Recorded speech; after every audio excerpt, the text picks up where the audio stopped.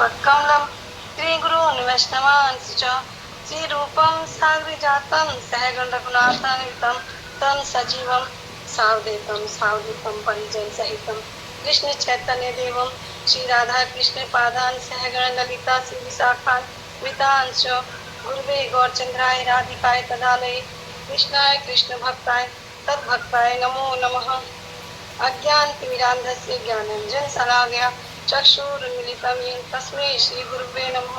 वाञ्छाकल्पतरुभ्यः कृपा सिन्धुभ्यः च पतितानां पावनेभ्यो वैष्णवेभ्यो नमो नमः। श्री गुरुदेव की जय। नमो विष्णुपादाय पृष्ठाय भूतले श्रीमद् भक्ति वेदांत श्रीधर गोस्वामी गुरु महाराज जी के चरणों में अनंत कोटि दंडवत प्रणाम ज्ञापन करते हुए उनसे आई वांछा की कामना करती हूँ। तत्पश्चात अपने परम गुरुदेव नित्य लीला प्रविष्ट विष्णुपाद अष्टोत्तर श्री श्रीमद् भक्ति वेदांत नारायण गोस्वामी महाराज जी एवं नित्य लीला प्रविष्ट विष्णुपाद अष्टोत्तर भक्ति श्री रूप सिद्धांति महाराज जी के चरणों में अनंत कोटि दंडवत प्रणाम ज्ञापन करते हुए उनसे हेतु की वांछा की कामना करती हूँ। आज जो ग्रंथ हम करने जा रहे हैं गुरुवर की कृपा से जो हमारा ग्रंथ चल रहा है उसका नाम है श्री श्री चैतन्य चरितापीयूष।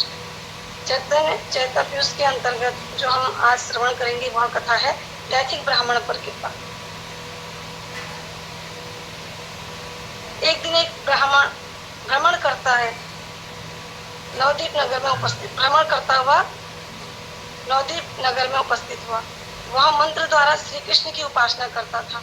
उसने अपने गले में लाल गोपाल सालग्राम शिला लटकाया हुआ था। उसके शरीर से अद्भुत तेज निकल रहा था। वह सब समय अपने मुख से कृष्ण कृष्ण उच्चारण कर रहा था। वह महाभाग्यवान ब्राह्मण नवदीप में घूमते घूमते जब श्री जगन्नाथ मिश्र के घर में उपस्थित हुआ तो जगन्नाथ मिश्र उसके अद्भुत तेज को देखकर झट खड़े हो गए, उसे प्रणाम किया। तत्पश्चात उसके हाथ पैर प्रक्षालन कराकर धुलवाकर उसे बैठने के लिए सुंदर आसन प्रदान किया। जब वह ब्राह्मण सुख पूर्वक बैठ गया तब श्री जगन्नाथ मिश्र ने पूछा, हे ब्राह्मण, आपका निवास स्थान कहाँ है? ब्राह्मण, मैं एक विरक्त देशांतरी अपने देश को छोड़कर अन्य स्थानों में घूमने वाला हूँ तथा चित्त विक्षिप्त होने के कारण भ्रमण करता रहता हूँ। मिश्र ब्राह्मण को प्रणाम करते हुए, यह तो आपकी दीनता है। आप जैसे महात्माओं का चित्त चंचल नहीं होता, बल्कि आप जैसे महापुरुष तो जगत के जीवों के कल्याण के लिए ही भ्रमण करते हैं। विशेष रूप से आज तो मेरा ही परम सौभाग्य है कि आज आप मेरे घर पर पधारे हैं। आप स्वपाक की ब्राह्मण ही स्वयं ही अपना भोजन बनाने वाले हैं, अतः आप मुझे आदेश प्रदान करें कि मैं आपके लिए रंधन सामग्री की व्यवस्था करूं। ब्राह्मण मिश्र जी से कहते हैं, जैसी आप लोगों की इच्छा हो वैसा ही कीजिए। ब्राह्मण की अनुमति प्राप्त होने पर श्री जगन्नाथ मिश्र एवं उन घर के अन्य लोगों को बहुत प्रसन्नता हुई।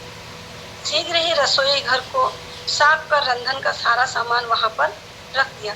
दैथिक विप्र ने प्रसन्नता पूर्वक रसोई बनाई तथा जब वह श्री कृष्ण को भोग लगाने के लिए बैठा तो अंतर्यामी श्री सच्चिनंदन गौर हरि को विप्र को दर्शन देने की इच्छा हुई। इसलिए जब वह विप्र अपनी आंखें बंद कर श्री कृष्ण का ध्यान करने लगा, ठीक उसी समय श्री गौर सुंदर उसके सामने आ गए। उस समय गौर सुंदर निमाई का शरीर फूल से लथपथ हो रहा था।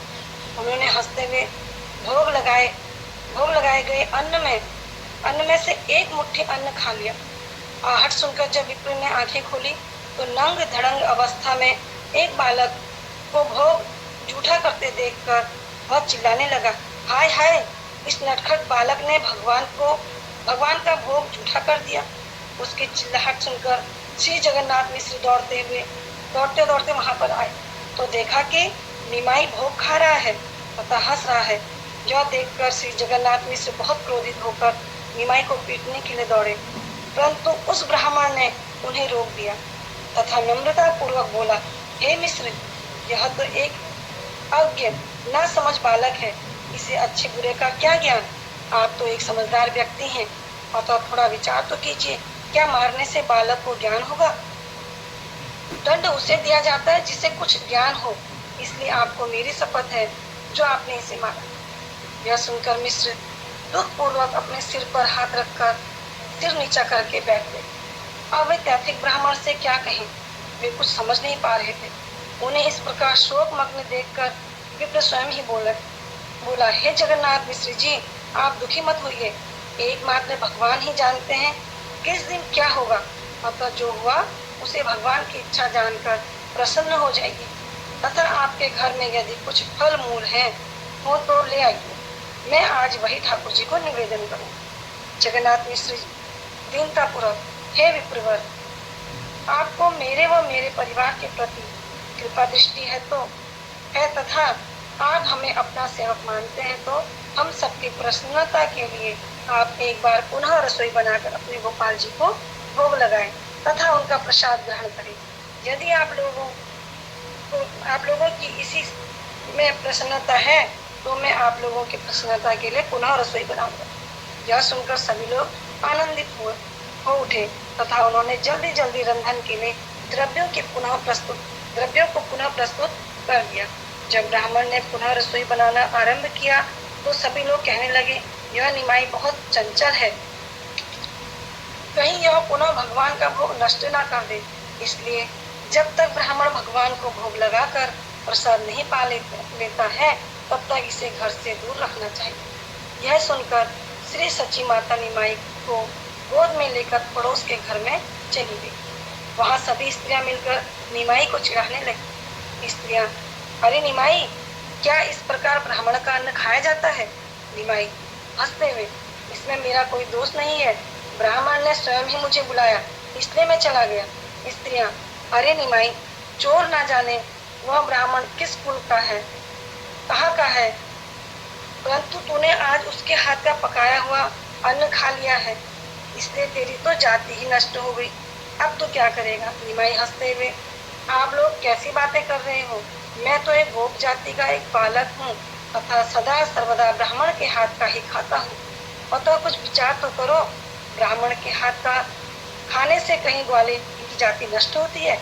इस प्रकार से गौर सुंदर छल पूर्वक स्वयं अपना परिचय दे रहे थे, परंतु भगवान की माया से मोहित होने के कारण कोई उनकी बातें समझ नहीं पा रहा था। उनकी ऐसी अनोखी बातें सुनकर सभी हंसने लगे। उधर ब्राह्मण ने पुनः रसोई बनाई।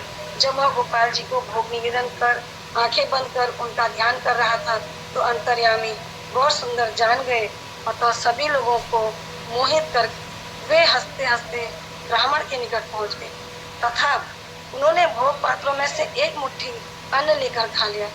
आहट सुनकर ब्राह्मण ने आंखें खोली तो पुनः उसी बालक को भोग जुठा करते देखकर चिल्लाने लगा, हाय हाय, इस चंचल बालक ने फिर भोग नष्ट कर दिया।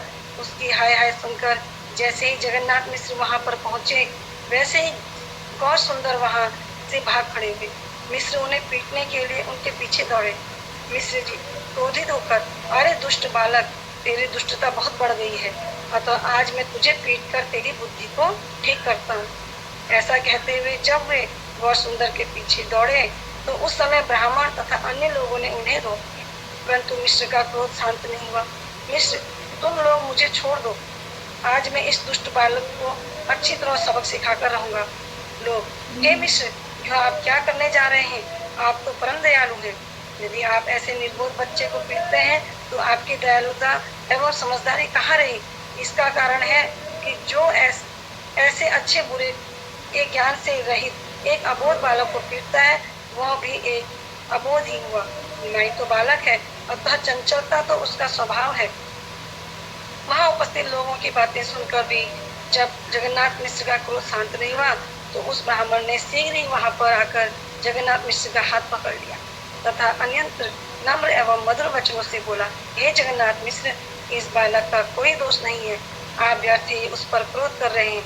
वास्तव में आज मेरे भाग्य में भगवान ने अन्न लिखा ही नहीं है। इसका प्रमाण यह है कि मैंने 2 बार रसोई बनाई, परंतु इस बच्चे ने दोनों बार उसे झूठा कर दिया।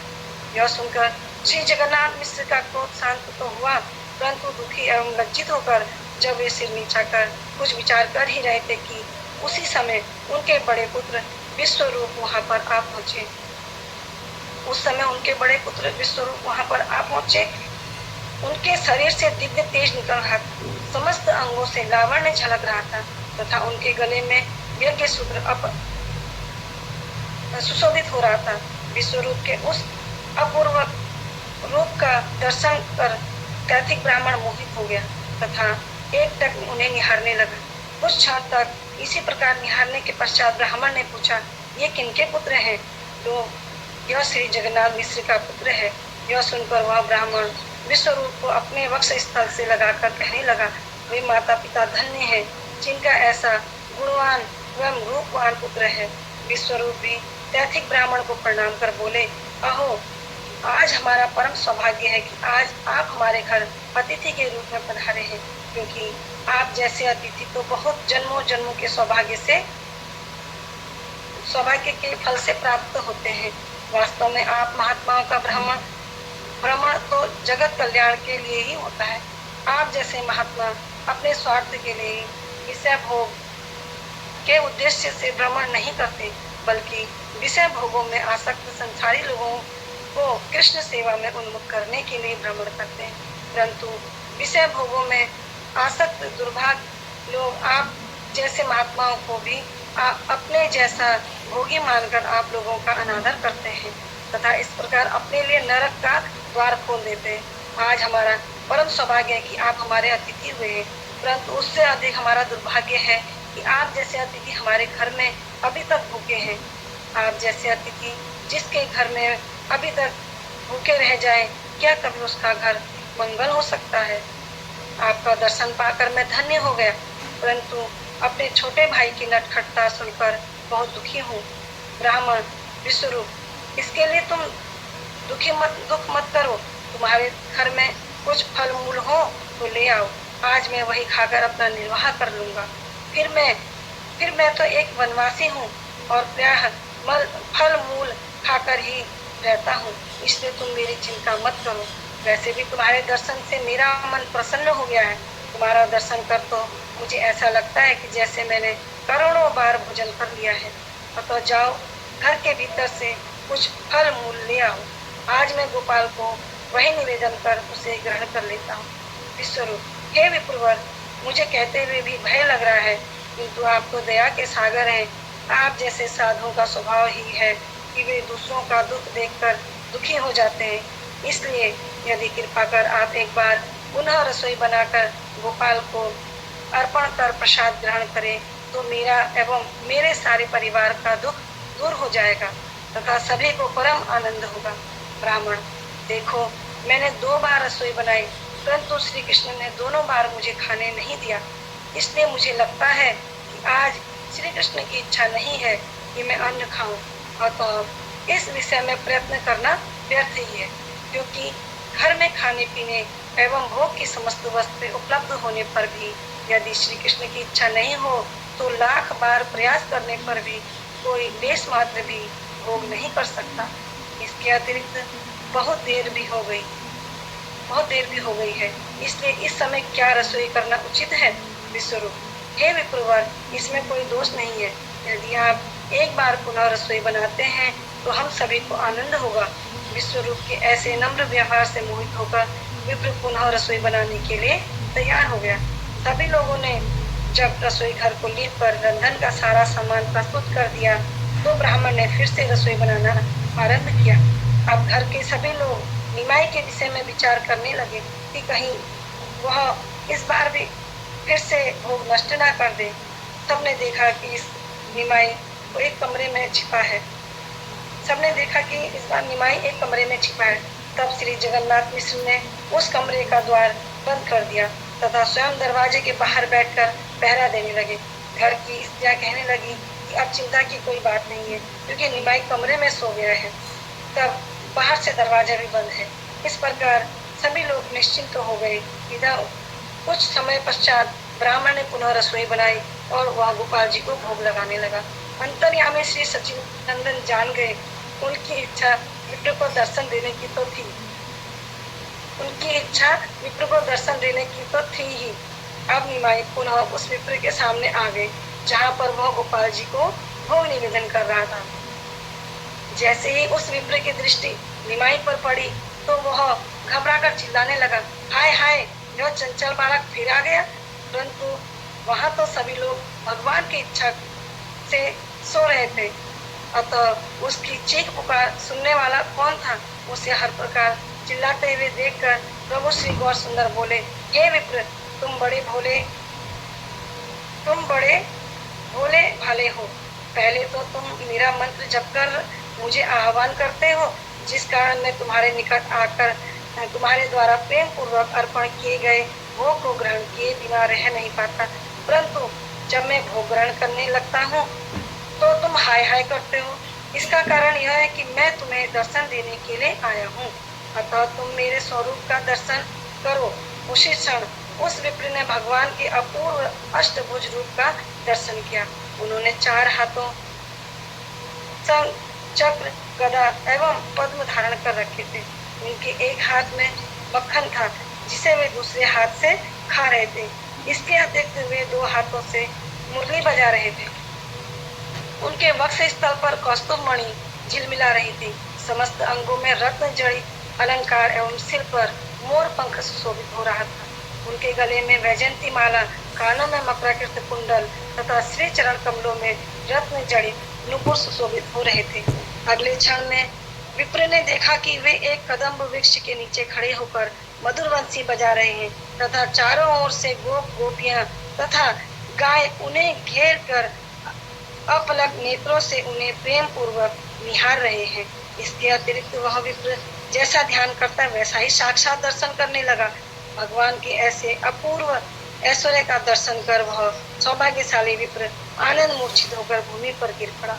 करुणा के सागर श्री गौर सुंदर ने जब अपने कोमल श्री हस्त कमल से उस विप्र को स्पर्श किया तो उसकी मूर्छा दूर हो गई, परंतु आनंद से जड़त हो जाने के कारण उसके मुख से एक शब्द भी ना निकला। उसके शरीर में अष्ट सात्विक भाव प्रकट होने लगे। आनंद से उसका शरीर कांपने लगा, सारे शरीर से पसीना बहने लगा और आंखों से गंगा यमुना की भांति अश्रुधारा प्रभावित होने लगी। अगले ही क्षण वह सौभाग्यवान विप्र प्रभु के श्री चरण कमलों से लिपटकर जोर जोर से रोने लगा। उसकी ऐसी व्याकुलता देखकर प्रभु श्री गौर सुंदर हंसते हंसते बोले, हे विप्र, तुम मेरे अनेक जन्मों के दास हो। द्वापर युग में भी मैंने तुम्हें नंद ग्रह में इस प्रकार दर्शन दिए थे, परंतु तुम्हें इसकी स्मृति नहीं है। जब मैं गोकुल में नंद ग्रह में अवतरित हुआ था तो उस समय भी सौभाग्यवश भ्रमण करते करते तुम श्री नंद महाराज के घर में उपस्थित हुए थे तथा तुमने इसी प्रकार रसोई बनाकर मुझे भोग अर्पण किया था और मैंने इसी प्रकार तुम्हें दर्शन दिया था। तुम मेरे जन्म के दास हो, इसलिए मैंने तुम्हें दर्शन दिया है। मेरे दास के अतिरिक्त कोई भी मेरा दर्शन नहीं कर सकता। युग धर्म हरिनाम संकीर्तन प्रचार करने के लिए मैं इस धराधाम पर अवतरित हुआ हूँ। इसके माध्यम से मैं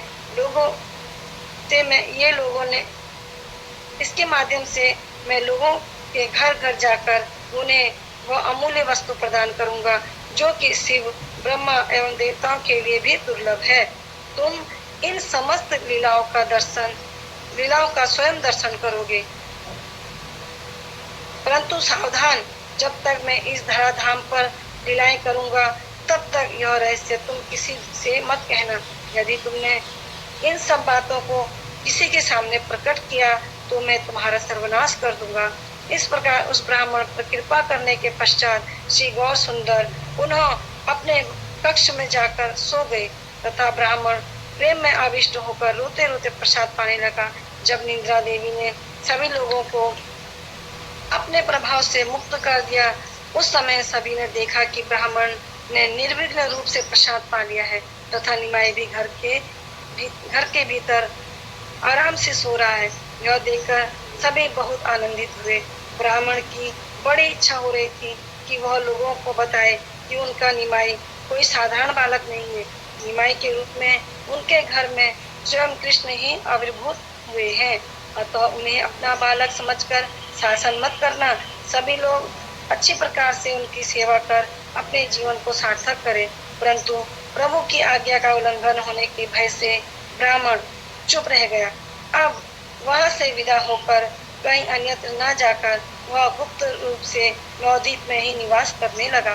कभी कभी प्रभु के दर्शन के लिए मधुकरी के बहाने से श्री जगन्नाथ मिश्र के घर पर आ जाता था।